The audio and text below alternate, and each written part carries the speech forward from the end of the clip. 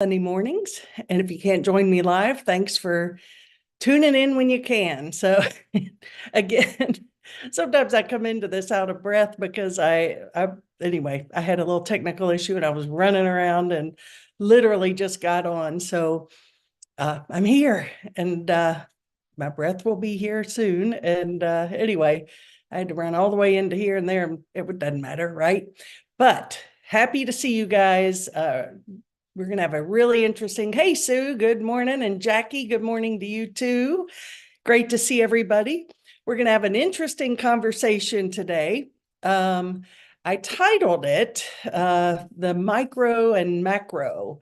You know, our lives are just a micro, a little bit, or an indication, or a mirror of what the big picture is, right? We're going to talk about that in just a moment. But before we go there, I want to remind you guys that haven't signed up yet. We've got a big crew coming to the Namaste reunion, and looking forward to that. It's a week from today, next Sunday at 4 p.m. in Flat Rock. And it's good morning, Annie. Nice to see you. So it's going to be a great time. I've had a great response. Everybody's really itching to see each other and catch up and reconnect. And what we're trying to do is just get people connected. There's really not any community since Namaste closed in this area. So we're trying to not create a new spiritual community, but rather just an opportunity for people to get to know each other and connect and see where we go from there. So everyone is welcome. And I hope you can join us. All you need to do is let me know if you intend to come, and I'll certainly put you on the list. And I will give you the details of the carpool. So it's in Flat Rock at a community center, and it's a beautiful space, and really grateful to our host, Joe, for being able to provide such an awesome place. Okay. Also, I started up, as you all know, last week. After several months off, I started up my heart-to-heart soulful conversations on Wednesdays, 5 p.m. I really love doing those, and it's an opportunity for me to be with people and just engage and give you an opportunity to meet some really awesome people who are just doing their thing, and everybody's different, and it's just heart to heart is what it is. So had a good response from that. I would invite anybody who's interested in being on this with me. All are welcome. Just reach out to me and I'll put you on the calendar. We're booking out. We're getting filled up. People are reaching out, and that's really fun and wonderful. So this upcoming week, my guest is, many of you know her from Florida and from North Carolina, Julie Considine, an amazing lady. Been a friend of ours for over 30 years, knew her in Florida. She comes up here. Now we get to have her up here. A woman who's done a lot of things and continues to do so, and is a force at the age of 80. And I know she doesn't mind me sharing that because she is living a wonderful life. So enough about that.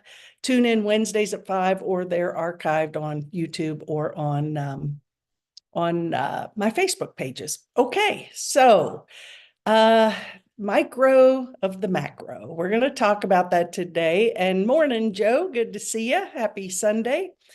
There's, as you all know me by now, I'm a curious person, a seeker. I think no one's going to just put me in a box and tell me this is a way to think. I have to sort of let things go through my filter, find out what makes sense for me. And my goal is to seek oneness, that which unifies us, not divides us, and really understand, the formula, if for lack of a better way to say it, of how can we make this crazy dream work. And maybe just the big answer is, according to A Course in Miracles, this illusion or dream isn't meant to be fixed. It's meant to be forgiven. So ultimately, forgiveness is the answer to everything. And forgiveness in the sense that we relinquish judgment and the need to control and manipulate. And I need this to be different or that to be different before I'm happy, or I'm right and you're wrong. Favorite quote from the Course of Miracles: do you prefer to be right or happy? Martha, good morning. Happy Sunday to you and Greg. Anyway, so yeah, do you prefer to be right or happy? I think that's a big question to ask, because if you need to be right, you're not going to find much happiness on this planet, that's for sure. So I am the investigator, the reporter. I share what I find each week, and I share it, and invite you to just sort of put it through the filter of your heart, your mind and your heart, and see what sticks and what feels good, and whatever doesn't, just let her go. But I invite you to come with an open heart and just be willing to let go of any preconceived ideas of what you think is right, because it's changing every moment. And we're going to explore that today. And there's, as you know, I formerly was, most of my life in the golf business, and then I got into spirituality. I've always been a spiritual seeker, but I embraced it fully, in my 20s, and opened up 2 centers, one in Florida, one here, and both were successful. They were wonderful. We did a lot of good, a lot of great connections, a lot of great people. And I'm also part of a ministry, and a lot of my best friends are in that ministry, and it's a great bunch of people. And it's been always one of my big lessons, and my big missions is to find out, in the midst of spiritual community, how can there be such meanness and turmoil and upset and anger? And I don't come from a place of judgment, but rather from a place of, really, how can we do better? And what's this really about? And so I'm always really thinking about that. How can we get along better? And for God's sake, if we can't get along in a spiritual community, where, if you don't know that already, there's probably more BS in those communities than there is in just day-to-day life in general, because there's a lot of ego investment and things like that. But that being said, let's see if we can find a way, something to work towards, to find peace, not only in spiritual community, but in this world where we are all brothers and sisters. We're all children of God. And, until we get it, until we embrace the oneness, we're all going to be held back. Because as again, the Course of Miracles says, God is incomplete without me. So for the full awakening to take place, I believe in my heart that no one is exempt. And so, we got to understand, where am I, the micro, able to heal my own perceptions, my own stuff, so that I can be part of the collective. And every time I choose forgiveness, the whole vibration of the quantum or the universe is lifted with that intention. So in that actually doing it. So in the world these days, there's lots and lots of craziness going on. Nothing makes sense. And I'm going to share some fun stuff, and we're going to talk about it. And I really ask you guys to engage, and amen, sister. I ask you guys to engage, give feedback, ask questions, give your thoughts. And we're going to start right here. And this was something I read on a post, actually. It's very apropos to our times, I think. And it says, "Dear family of light, at this time, a spiritual warfare is going for the hearts and minds of humanity. This warfare has long been foretold in prophecies arising in different cultures around the world. Dark forces have been ruling the planet, no longer are so well hidden. Toto," I talk about Toto from The Wizard of Oz, "is tugging at the curtain, revealing the wizard. The psychology of deception and manipulation is becoming easier for all those with eyes to see. Slowly but surely, the sleepy human collective will become aware of all the deception. We're here to awaken, raise our vibration, and shine a light into this sleepy world. Your contribution is needed. Remember, awakening is contagious. So yes, there is, there is as Greg Braden, I always refer to him, he's one of my faves, as you know, he says there is a battle for the soul of humanity going on. And that I've been down that rabbit hole some. We'll certainly continue that conversation, but not so much today. But I think we understand that there is an intensity that we've never experienced before. And that intensity, is in our own personal lives, our close relationships, our working relationships, our communities, and extending above and beyond that. And so there's something going on, but the good news is that, this statement referred to prophecy. This is prophesied, and whether you choose to look at it as a Hopi prophecy or a biblical prophecy, or just open your eyes like something ain't right here, right? Lots of stuff's going on. Well, as I've said for many years now, that leading into this, that this is actually, hey, Sandy, good morning. This is actually a wonderful thing. And because it is bringing up all the deception, all the lies, all the perceptions, and it's painful because everything we've clung to and identified with is now being blown out of the water, and it's like we're left hanging like, what the heck now? So it's time to grow up, folks, and tune into that higher vibration, because for us to move there, we have to move there together. We have to be willing to let go of our judgments, our pasts, and et cetera, et cetera. And we have to be willing to go deeper, maybe, than we've ever gone before. So it's actually exciting, because what lies at the other side, hey, good morning, Peg, at the other side of this insanity is heaven. And what is heaven? Fifth dimensional consciousness, the totality of love, inner peace, non-duality, forgiveness. There's nothing to forgive. It's just all love.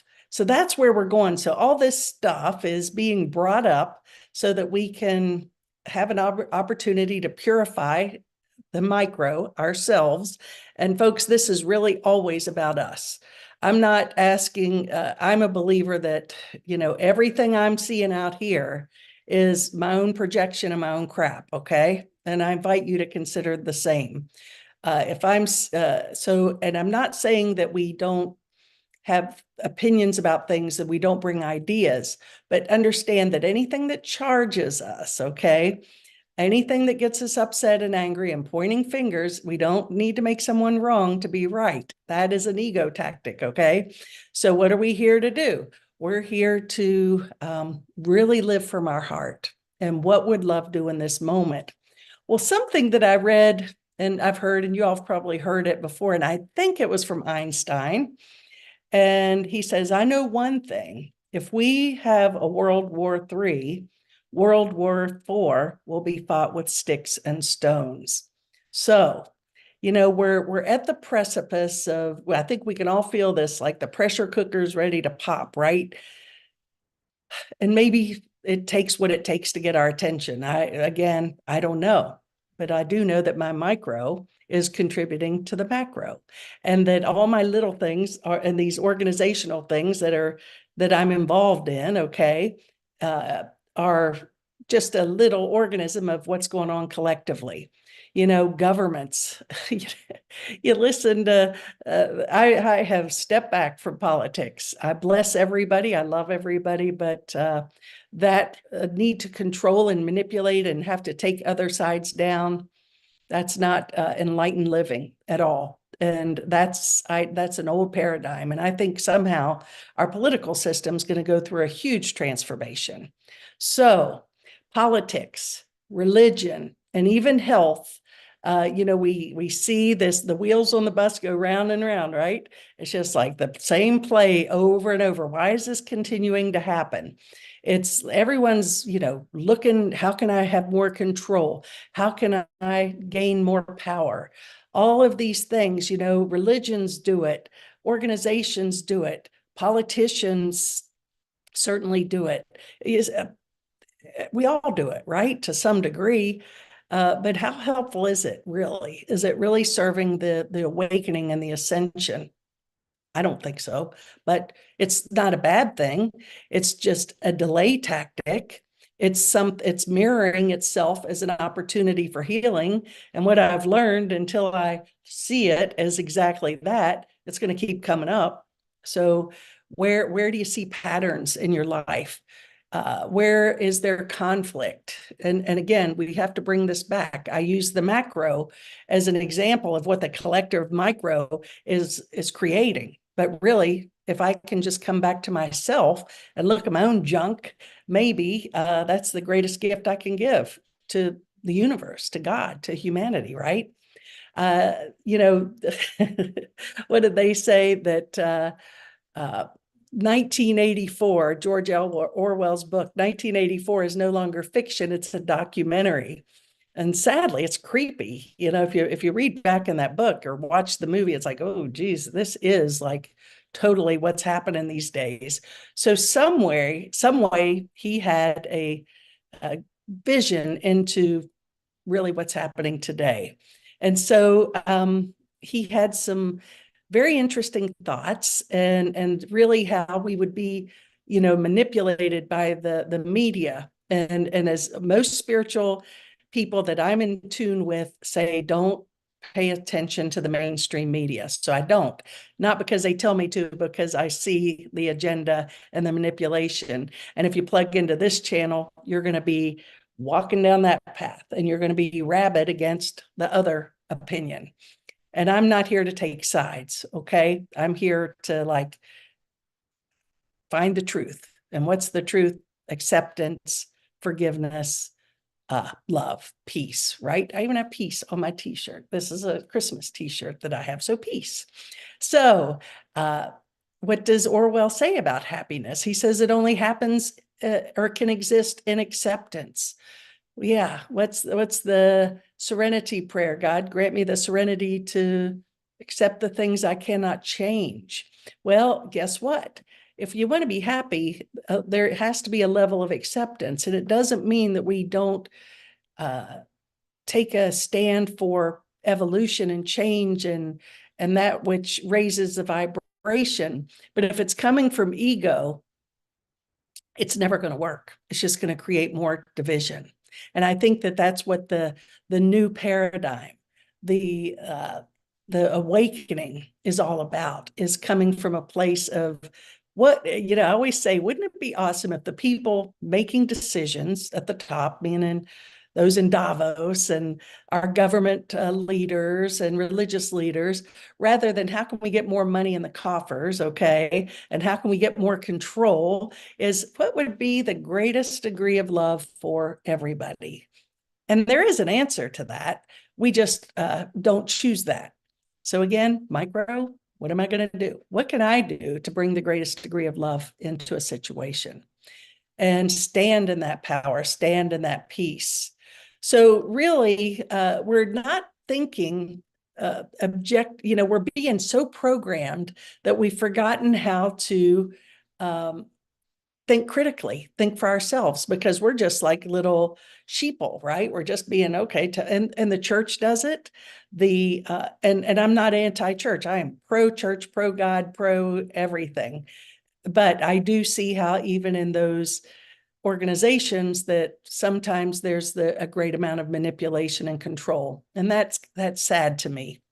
But not really, because I know it's part of the plan. No chance, right? I mean, this is all meant to be. So critical thinking means that I have to actually, or you have to actually learn to think for yourself and not be, you can take other people's ideas into consideration. As I say, filter those through your heart. Ask, is that the greatest degree of love in any given situation? and to have the wherewithal to know, to think for yourself, but really, again, to think for yourself, not through the ego's eyes, but through the eyes of the heart. So I love this. Neshama, happy Sunday to you, girlfriend. So each generation imagines itself to be more and more intelligent than the one before it and wiser than the one that comes after it. So how funny is that? We think we're the cat's pajamas, right? Well, what I've learned is I know, and I love this statement from the Course, I do not know what anything, including this, is for. Therefore, I'm not going to let my ego guide me, basically. We think we're so all that. We think we're the cat's pajamas. Oh, I know all that. I've done that. I think that this evolution, ascension consciousness is an unlearning and undoing of all these belief systems, and to remember that we're under no laws but God's, and let things trickle down from that. Love trickle down from that. You can't ever go wrong with that. But if you have an agenda, it's not going to make sense. Well, I don't like that because that doesn't give me power and control, and that doesn't make me right, and blah blah blah. Right. So give me some feedback here. What's that feel like to you guys? So we think we're the cat's pajamas, and we are, and we're not. I once heard it said, the Course in Miracles talks a lot about special versus holy relationships. And special relationships are based on need, or you give me this and you're going to be worthy of my love. You fit into my box of how I think you need to behave and act, and you will be worthy of my love. But once you don't do that and do what I think you should do, or be who I think you should be, then I'm going to flick you out of the sandbox, right? You're not worthy anymore. Well, we're created in the likeness and image of God, which is love. We are here to learn to live as gods. Jesus came to us, as other masters have, to teach us that we are, even the least among us can do that he did, and greater things. We all have that spark of potential, that light of God within us. So we need to tap into that and live from that. And when we do that, we wake up everybody in the process. Everybody benefits by that. So back to the special relationships. Special relationships are based on condition and need, and an agenda. Holy relationships are unconditional. So I once heard it said to remember that nobody's special, but on the other side of that coin, everybody is special. So we all think we're pretty much all that, right? Well, we are and we're not. So remember that. This is another Orwell quote that I find so meaningful at this time. In times of universal deceit, which is the process we're going through right now, telling the truth will be a revolutionary act. And oh my God, how we manipulate the truth. The politicians do it, the pharmaceutical companies do it, many religious organizations do it, some intentionally, some thinking they're doing the right thing, but manipulation of truth, I see too much of it now. And so what is the truth? Who determines what truth is? My truth may not be your truth. But I think that there is a truth beyond judgment. Truth is, oh, that's truth. Yeah. No, it's not. Just because you say it is doesn't mean it is. And because I say it is doesn't mean it is. So, that's low density. That's not high vibrational. Live and let live. We can have, we had dinner with a neighbor last night, and we were talking, about our neighbors and how blessed we are. And there's 6 couples here in our hood that we really have bonded with, and we're very different. It's very interesting. And I'd say we're split down the middle on political leanings.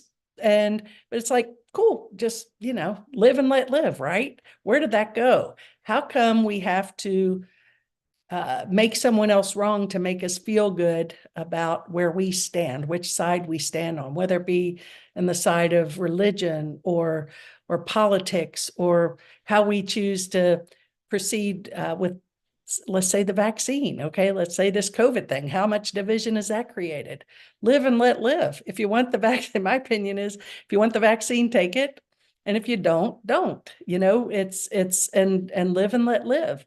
Life is really much simpler than we make it. And I think we have to really allow people to just be. Because again, if I have an issue with something or someone, that's my micro, and that's feeding that macro, and that's mirroring back. So remember that.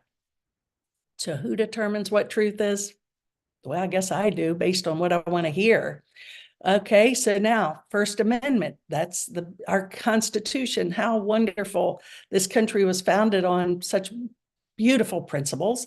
And I believe that the power of free speech is a God-given right.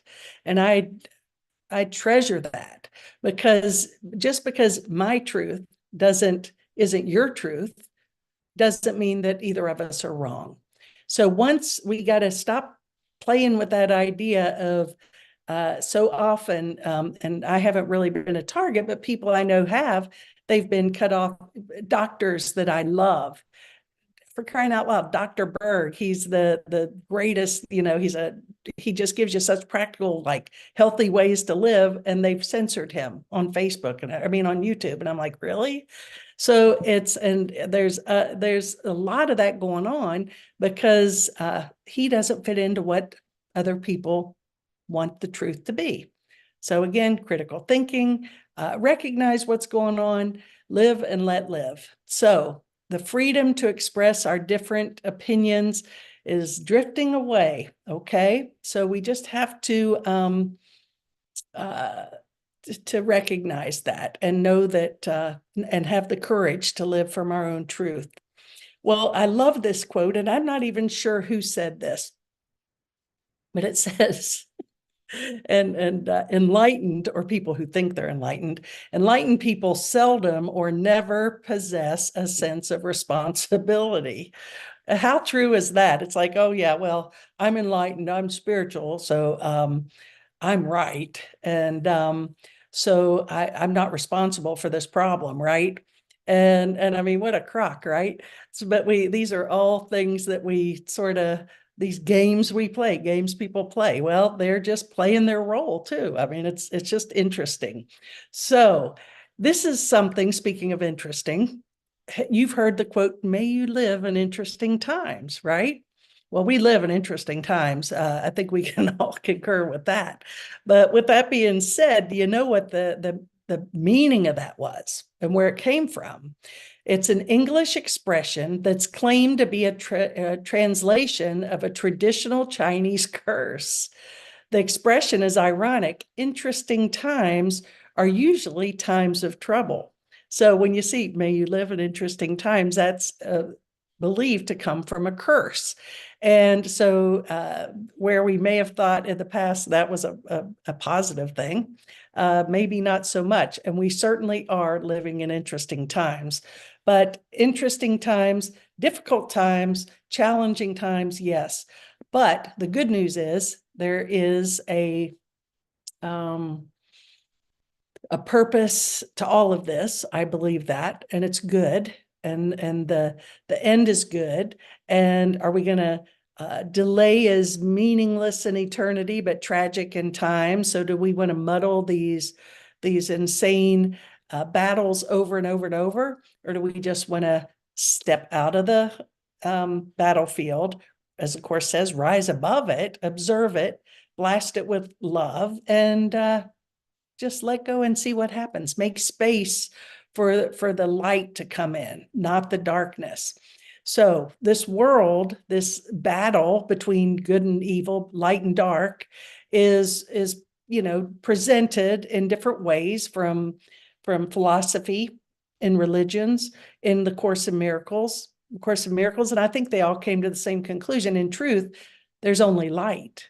but we're not going to see the light till we can forgive the darkness. So we do in this, and what is this dream is a dream of duality, right, wrong, good, bad. You got the picture, right? So we can move into that place of oneness and light. We just have to be willing to let go. So where do we go from here? Well, we've talked about this. We need to recognize that our lives are a micro of the macro for sure. So all I need to do, as A Course in Miracles says, accept the atonement for myself. What's the atonement? At one ment. What's the definition of atonement? The return to God, the at one ment with Creator and creation, understanding that we're not separate. So that's all I have to do is accept that atonement for myself. And as I do that, you all get to come along with me, and I get to come along with you guys, and it's all good, and it's a happy dream, right? That's a good thing.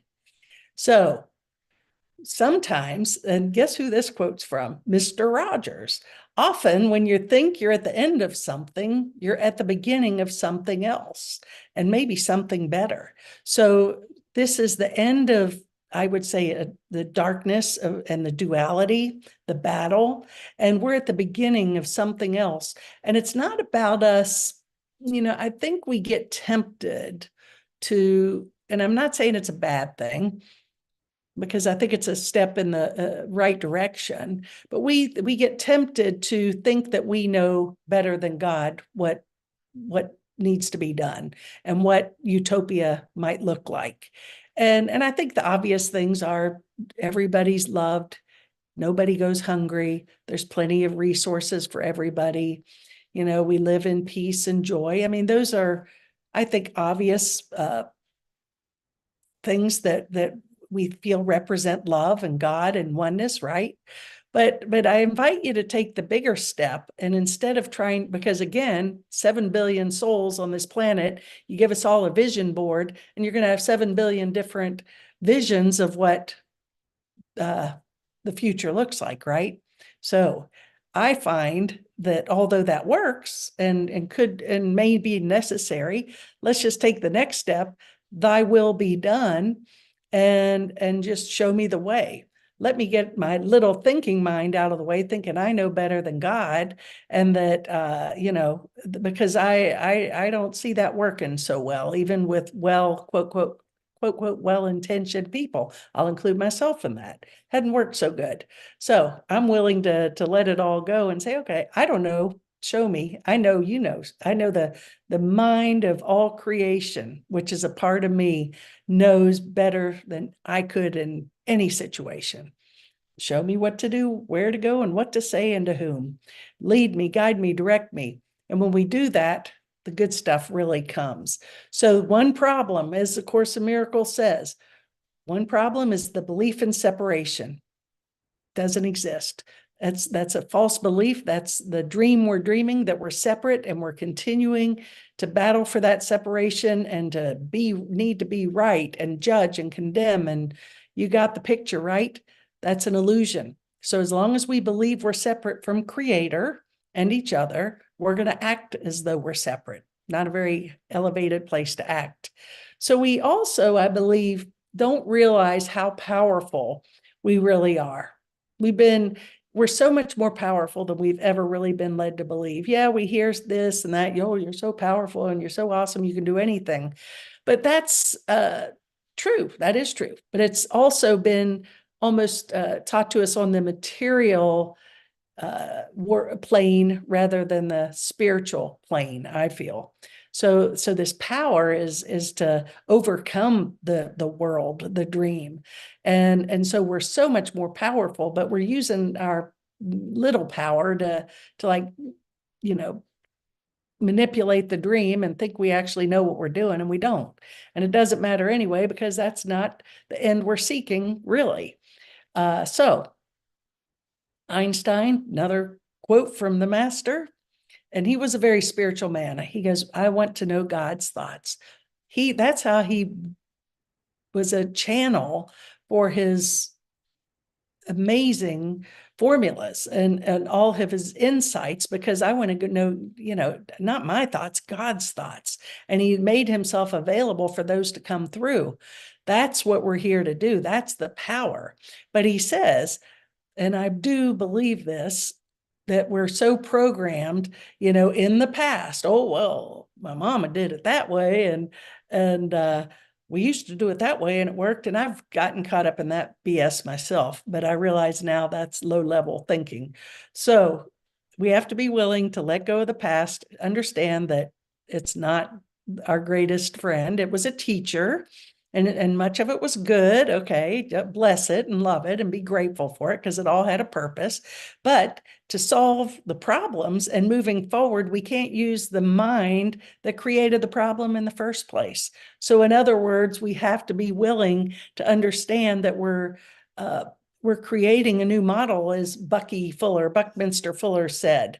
What is it? Quit trying to fix the old model, blow that one up, and begin anew.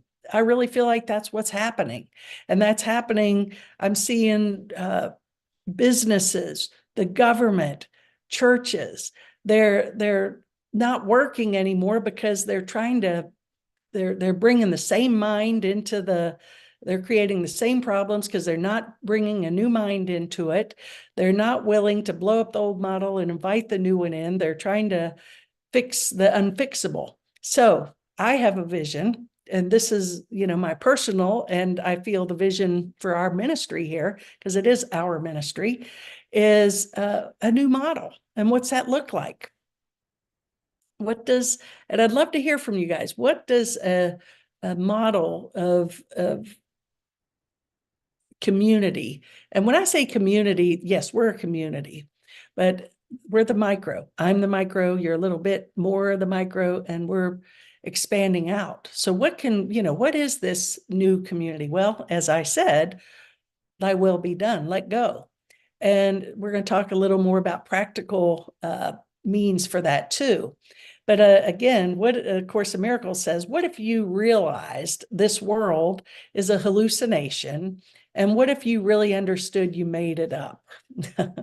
Darn, it's like, I'm responsible. The Course in Miracles says, I'm responsible for the world I see. Do you see, and the really cool thing is we don't have to wait, heaven and hell are as a state of consciousness. So, heaven is here and now. It's not a destination, it's a state of being, really. So, isn't that the truth? Yes, Sandy, yes. So, we have to understand that that we're creating everything we see. And we've done an okay job of it, but I know there's something far greater. So our vibration and our energy, our chi, all of that has to be lifted. So I have a vision, that a community, I always go back, and you hear me say this, I always go back to Jesus, and I always look at him as not a Christian icon, because I think he was far greater and bigger than that. I think he came as a master, someone to demonstrate and teach us, demonstrate to us what's possible, and to teach us how to get there. And yes, Sandra, we have created it all. And he's kind of like, what's so difficult? He's pretty simple. And I was just talking to someone last night, and I'm thinking to myself, okay, I won't pinpoint any of the larger religions, but I'm like, how did that ever come out of what Jesus taught? I've thought about that often, and I'll do it as a collective and not out of a judgment, but where did the idea that that these huge temples and churches and monuments had to be built in the name of Jesus, or other religions too? I mean, it's kind of interesting to me, because I look at Jesus. Well, where does that fit in? Did he, his ministry, he walked the earth, he had his disciples, he just loved everybody, and he walked his talk, he was forgiving, he healed the sick, he was kind, he was compassionate, he loved everybody. He the Sermon on the Mount wasn't in a mega church. It was really just on the side of a hill, probably. And I love the Sermon on the Mount. Blessed are the peacemakers, right? So, how can we get back to how he walked the world, how he lived his life? And really, if we come back to that place of, teaching and sharing and coming from the heart, that's so powerful. And no agendas, no corporate structure. I think I think the new paradigm in my mind is just show up and be love. Our life is our ministry. Our church is on our back. Come from love in all you do. Stay out of the politics, get out of other people's business, and just live the message. And you're doing a damn good job if you can do that.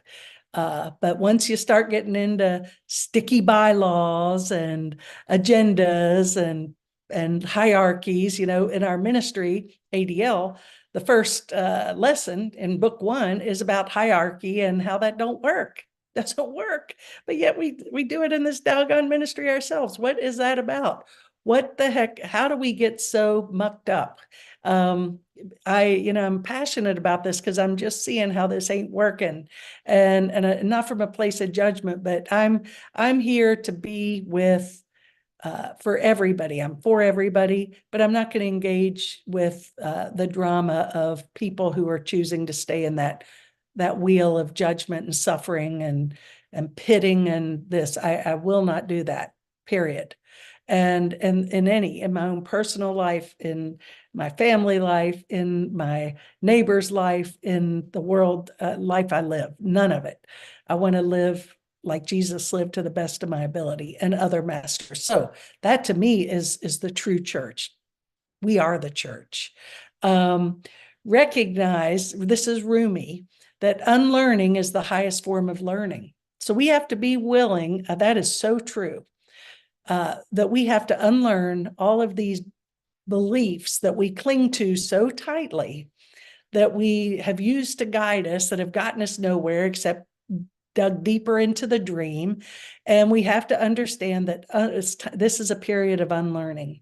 And that's a scary place to be, because everything we have programmed into ourselves has kept us asleep. So unlearned. I'm willing to let it go to the wind, and I think it's easier when you have that realization that you're an eternal being, that you're not a body. Of course, the miracle says, I'm not a body, I am free, for I am as God created me. And when you operate as a spiritual being, not a human being, and you realize you're okay no matter what, you're willing to go out on that limb, right? Shirley MacLaine's book, Out on a Limb, that's where the best fruit is, right? So then you realize, and I'll preface that because I'll say I choose to live a very long life, living healthy. I want to be healthy and clear and happy and in community with people that are on the same vision, and everyone ultimately coming home together and all that good stuff. And yes, give it all to God, Peg. You're absolutely right. So unlearning, are you willing to let go of the past? You say you are. I say I am. But where am I still clinging to? Where am I still hooked up, right? And this self-examination is so important. So the path of life really isn't a straight line, that ascension. I think it can be. I think we can go straight to God if we really would just that tunnel vision, but it's kind of a spiral. And, I think the spiral theory is helpful because the spiral, we keep coming back, but hopefully when we come back, to certain things, we're coming back with a different understanding, a different viewpoint, hopefully a deeper, more compassionate, loving viewpoint. And when we do that, we can ascend in a more timely manner.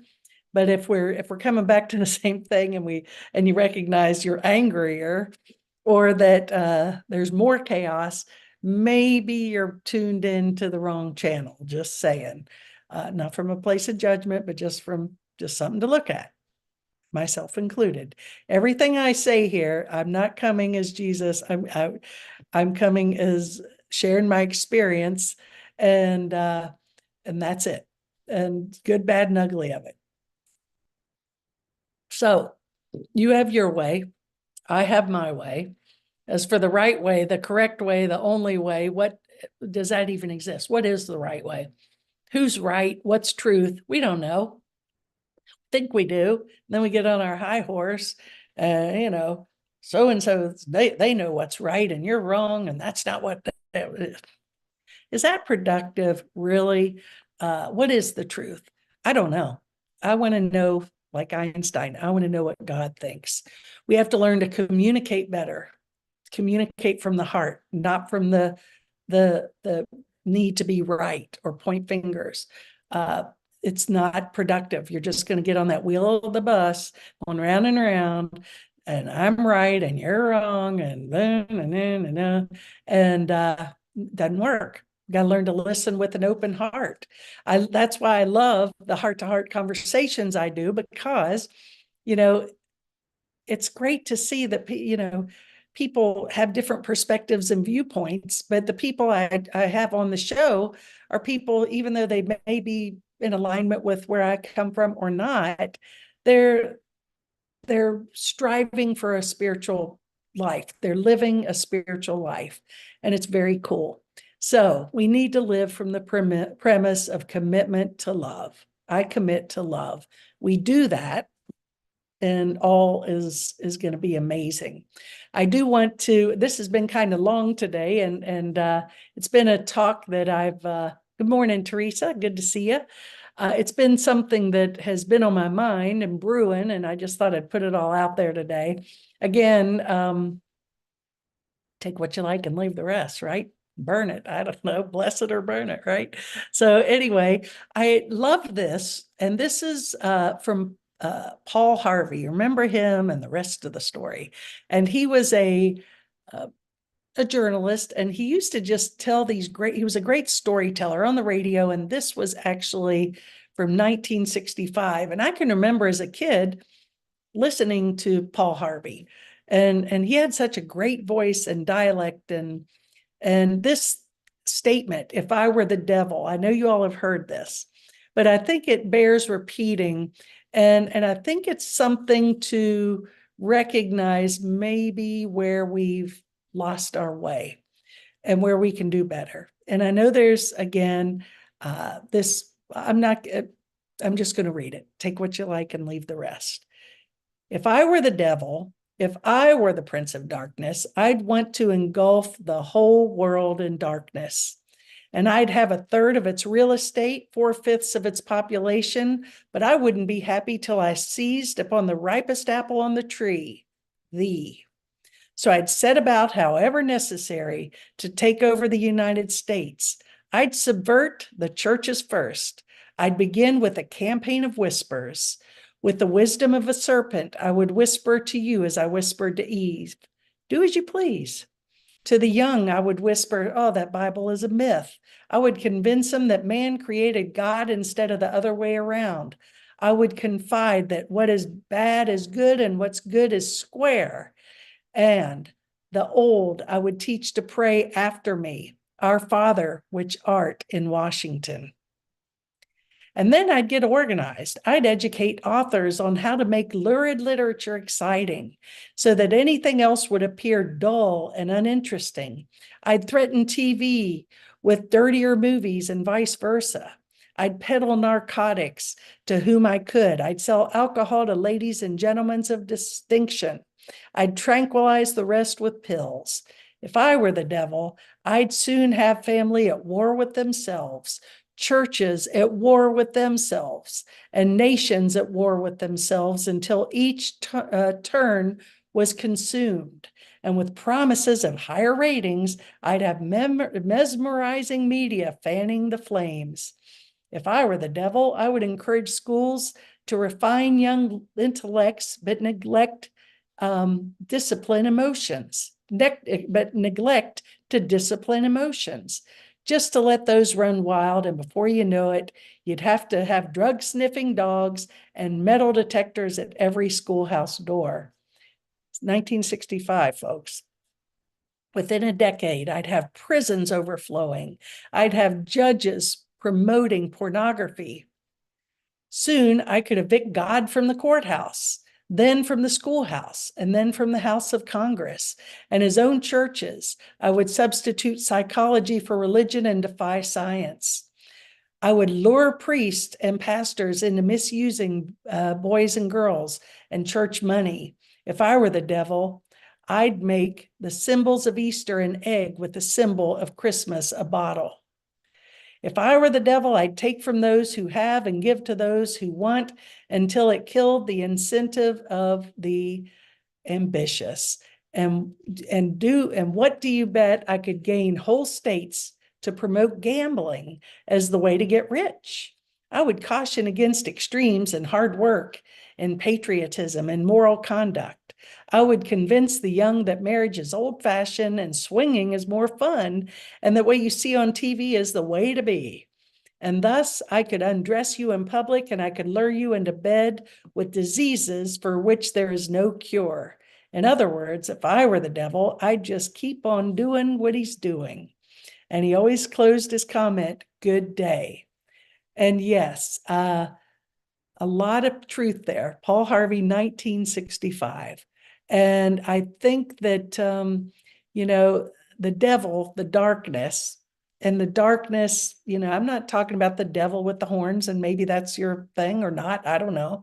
The devil to me is anything that impedes me from oneness, connection, keeps me in judgment, keeps me in anger. And I think we've lost our path. We've lost our way because we have just let it, whatever. And I think we do need a compass. We need a true north. And that true north is in our heart. It's surrendering to God, higher power, love. What would love do here? To me, quite frankly, a lot of this, I can't watch a lot of what's on TV these days. I find it offensive, to be honest. I'm not into all of the sex and the fighting and the bloody guts, and it to me is so uninteresting and so low vibration. But that seems to be what people want, right? You give me a good old movie, and man, I'm like, now this is engaging, keeps your attention, and makes you feel good. And this was 70 years ago, and they didn't have all the technology to do all these cool things, right? So I think you're getting my point. I wanted to close with this comment from Rumi, which is, and something to consider. Yesterday, I was clever, so I wanted to change the world. Today, I am wise, so I am changing myself. So it all boils down to that. You're the micro, change yourself. You're wise enough to do so. Our best is yet to come. Surrender to love, and all will be well. And thank you guys so much for tuning in. I really appreciate it. Share if you feel moved to do so. And see you Wednesday on my Soulful Conversation. And let me know if you want to be a guest. I'd love to have you. Take care, everybody. Namaste. Bye-bye.